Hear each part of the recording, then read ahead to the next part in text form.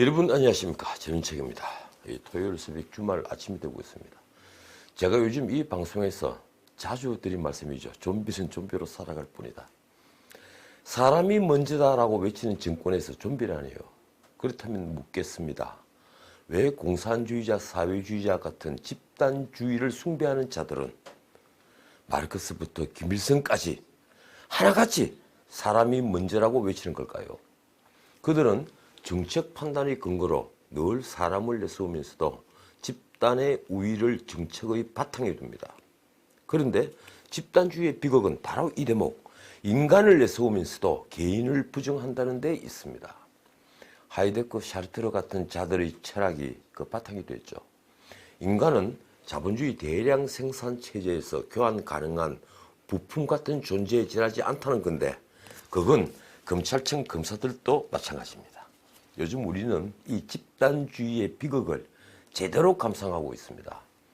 그런데 장담하건대 이 나라 집단주의자들은 사이비입니다. 그들이 진성좌파라고요? 지나가는 개가 웃을 일입니다. 북한 김정은 같은 독재자가 좌파가 못 되듯이 이 나라 좌파도 그 개가 가짜들입니다.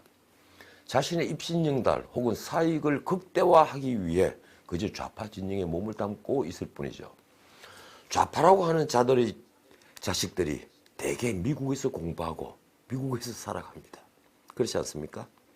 그러니 그들을 추종하는 이들이 좀비가 아니라면 이상할 뿐이죠. 어제 이 10일에 발표된 갤럽 여론조사, 저도 맥 빠졌습니다. 이런 권력의 폭주가 벌어지는데도 문재인 대통령의 국정 지지도는 무려 47%였습니다. 바로 직전의 조사였던 12월 셋째 주 조사보다 3%가 늘어났죠. 그 사이에 어떤 일이 있었습니까? 권력은 공수처법과 선거법을 온갖 꼼수로 통과시켰습니다. 더욱이 이번 여론조사는 7일과 9일 사이에 있었는데, 이 기간에는 윤석열 검찰을 대학살한 검찰 인사가 있었죠. 그것도 검찰청법을 위반하면서까지 강행한 일종의 친위 쿠데타입니다. 적어도 제가 보기에는 그렇습니다. 반면 문 대통령 국정 부정평가는 43%에 그쳤습니다. 자, 이번 여론조사는요, 세대별 시각이 완전히 다르다는 걸 보여줬습니다. 문 대통령을 가장 지지한 세대는 역시 30대였습니다. 긍정 60%, 부정 34%로 거의 2배 수준입니다. 40대도 55%대 36%로 압도적으로 지지했습니다. 20대는 47%대 39%입니다. 전에도 말씀드렸지만 30, 40대 제조업 실직자가 엄청난데, 그들이 문재인 정부를 지지하는 것은요, 불가사의해 보일 정도입니다. 반면 50대는 40%대 53%로 부정평가가 훨씬 높습니다. 60대 이상은 38%대 49%입니다.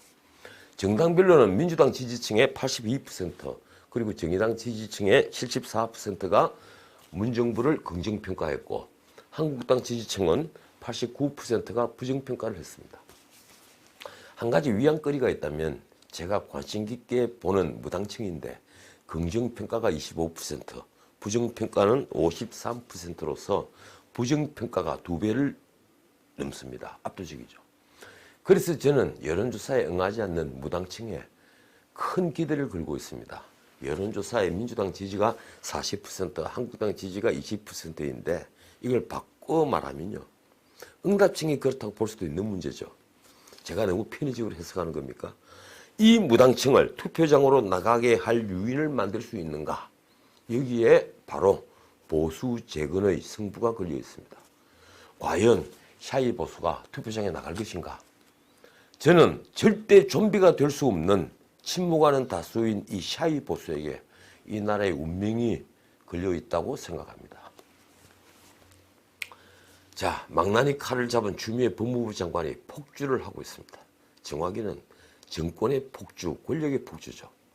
우리는 그동안 설마 하던 일이 그대로 진행되는 걸 너무 자주 지켜봤습니다.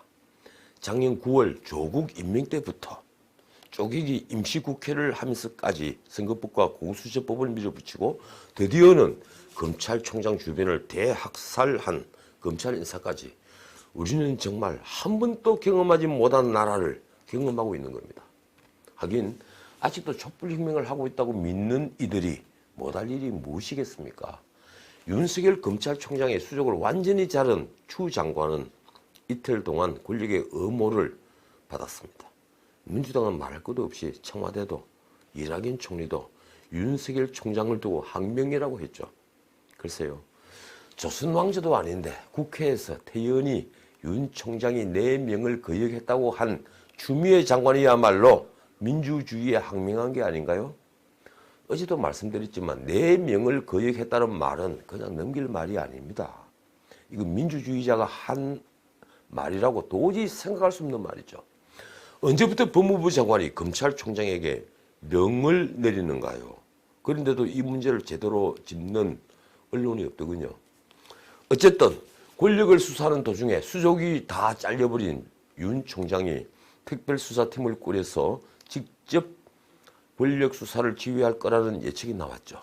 그러자 자신도 검찰 수사 선상에 올라있는 추미애 장관은 이른바 선땅을 날렸습니다. 기선제압을 제대로 한 것이죠. 추 장관은 10일 어제죠. 직제 없는 수사 조직은 시급하고 불가피한 사유가 있는 경우에만 장관의 사전 승인을 받아 설치하라. 이렇게 대검에 특별 지시를 했습니다. 이제 윤 총장은 김학의 사건이나 세월호 재수사 사건 때처럼 사회적 관심이 쏠린 사건의 특별수사팀을 만들 수 없게 된 겁니다. 추 장관의 명분은 이겁니다. 직접 수사 축소 등 검찰개혁 방안의 일환이다. 글쎄요. 그러나 이 지시는 누가 보더라도 윤 총장이 권력 수사를 계속하는 것을 방해하겠다는 의도가 깔려있는 것이죠. 그 전날인 9일 밤에 추 장관의 내심이 기자들에게 이미 들켰습니다. 추미애 장관은 그때 국회 본회의장에 있었는데 조두현 법무부 장관 정책보좌관에게 보낸 문자 메시지가 사진 기자에게 포착된 겁니다. 그냥 둘 수는 없지요. 이런 말도 있고요. 지휘감독권의 적절한 행사를 위해 징계 관련 법령을 찾아놓기 바란다. 그녀는 윤석열 처단 방법을 강구할 것을 지시한 겁니다. 이 문자는 이날 오후 이낙연 총리가 이른바 윤석열 항명에 대해 이번 일에 필요한 대응을 검토하고 실행하라고 지시한 뒤입니다. 총리실은 이 총리와 추 장관의 대화 내용을 사진과 함께 보도자료로 배포했죠. 공개를 한 겁니다. 정권 차원에서 이제 윤석열 총장은 공공연한 공적이 된 것이죠. 이제 아마도 감찰이 시작되겠죠. 그리고 윤 총장의 징계위원회가 열릴 겁니다. 그 징계위원회는요, 장관과 차관 등 일방적으로 권력 쪽에서 구성을 하니 윤 총장은 잘해도 정직입니다. 뭐 파면까지 가겠습니까? 당대표, 총리 그리고 청와대까지 나서서 일제히 내놓고 윤석열 총장을 항명이라고 공격하는 것은 무슨 이유일까요? 물러나라는 것이죠. 그래야 권력의 초안 뒤쪽이 드러나지 않을 테니 말입니다. 그런데 징계 사유가 있기는 한 겁니까? 먼지를 털면 나오겠죠. 검사징계법은 이렇게 되어 있더군요. 아주 두루뭉술합니다. 직무상의 의무를 위반하거나 직무를 게을리했을 때 징계하도록 되어 있습니다. 한국당은 불쌍한 윤석열 총장을 엄호한다고 했습니다. 적폐청산 때만 하더라도 적이었는데 오늘은 동지가 된 겁니다. 적의 적은 동지입니까? 윤석열 총장이 보라고 쓴 문자다. 비열한 협박이다. 참 하나 더 짚고 가야 할 게 있습니다. 10일 법무부 과천청사에서는 새로 발령받는 검사들 보임 신고식이 열렸죠. 뭐 떠나는 분들도 새 임기가 있으니까 다 같이 모인 겁니다. 영진 인사는 물론 좌천당의 유배지로 가는 검사들이 모두 참석한 겁니다. 이 자리에서 추미애 장관은 아주 빼있는 말을 했더군요. 편파수사, 과잉수사, 늑장수사 등 부적절한 관행을 개선하고 공평하고 정의롭게 검찰권을 행사해 국민에게 법 앞에 만인은 평등하다는 믿음을 심어줘야 한다. 법 앞에 만인이 평등하다고요? 그래서 조국도 유재수도 그렇게 처리했던 겁니까? 아, 그렇다면 꼭 구속될 권력자들이 있겠구나. 설마 이렇게 생각하는 분들은 없겠죠. 참 가지가지합니다. 그런데 윤석열 총장도 대단합니다. 검사장이 바뀐 서울중앙지검은 미처 새 검사장이 부임하기 전에, 그러니까 13일 부임하죠. 어제 금요일날 공공수사 2부가 청와대 자치발전비서관실을 압수수색하겠다고 나섰습니다.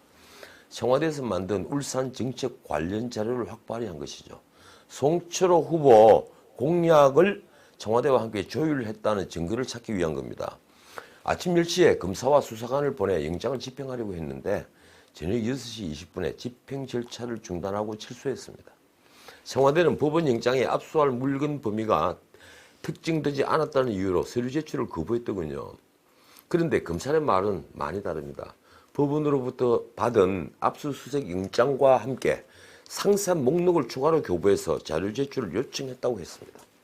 청와대는 영장 집행을 거부하는 의사를 명시를 한 서면 제출도 거부했다는군요. 그게 받아야만 기록에 처하겠죠. 그런데 그 서류도 내지 않았답니다. 검찰이 이런 서류를 확보한 것은요, 아까 말씀드렸다시피 송철호 후보의 공약이 사전에 청와대와 함께 설계한 것으로 보았기 때문인데, 이는 명백한 선거법 위반이죠. 청와대는 고민정 대변인이 서면 브리핑으로 나섰습니다. 요지는 이렇습니다. 어떤 자료를 압수하겠다는 것인지 단 한 가지도 구체적으로 지목하지 않고 범죄 자료 입체 취지로 압수 대상을 기재했다. 이는 실현되지 않을 것을 뻔히 알면서도 보여주기식 수사를 벌인 것으로서 강한 유감의 뜻을 밝힌다. 그런데 제가 진작 놀란 것은요, 여당 대변인의 브리핑입니다. 진짜 심한 말입니다. 자, 한번 들어보십시오. 압수 대상을 특정하지 않은 백지영장을 들고 가서 청와대까지 탈탈 털어 마구잡이식 수사 신공을 펼쳐 보이겠다는 광폭무도한 시도다.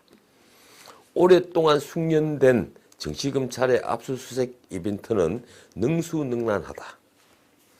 정치 이슈를 자기 뜻대로 주무르기 위해 국민이 위임한 수사권을 조자룡 흠칼 다루듯 휘두르대고 있을 뿐인 정치검찰 최후의 발악이다.